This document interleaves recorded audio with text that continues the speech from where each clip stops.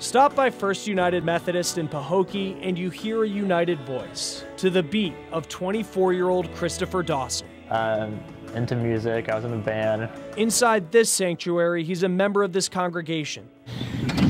Outside, in the eyes of the law, he's a convicted sex offender. I can't live next to a park, playground, school, daycare, anywhere where children congregate. Now 24, decisions he made when he was just 19 will always live with him. He was convicted of having sex with a 14-year-old girl. He said he thought she was 18. If I knew she was underage, I would have left quick. Whatever it is you think about the sex offender label, the church's head pastor wants you to look past it. These are not the guys that the stereotype is for. For the past 5 years, Pastor Patty Opperly has helped sex offenders. We have a high expectation of behavior for all persons. In this church, the band, ushers, several of the people in the pews are all registered sex offenders. Opperly helps them find work in and outside of the church walls. They committed a crime. No one's trying to whitewash that away. When she first started welcoming sex offenders here in 2011, was kind of the stance and the look on the face. Not everyone in the congregation was happy about it. What the hell are you doing?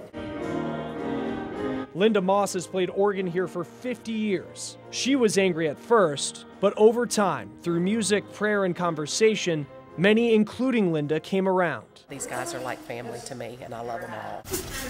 Like in any church service, you will see families here with children.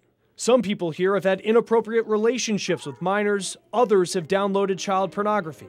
Whether they can have legal contact with children is defined by their probation. Those that have legal requirements because of their probation to not speak to people under the age of 18, that is honored. Patty says the church is very open about who worships here. She says those who bring their children are very aware about the past of some of the people in the congregation. First United Methodist Church of Pahokee. And Patty might be the last person you'd expect to help those guilty of sex crimes. She's a victim herself. It was a family friend of my parents who they trusted that molested me. We need to be diligent everywhere we go. Many sex offenders have found their way to this church because Pahokee is all they have. More than 100 live in this village on the outskirts of town. It's run by a Christian ministry called Matthew 25.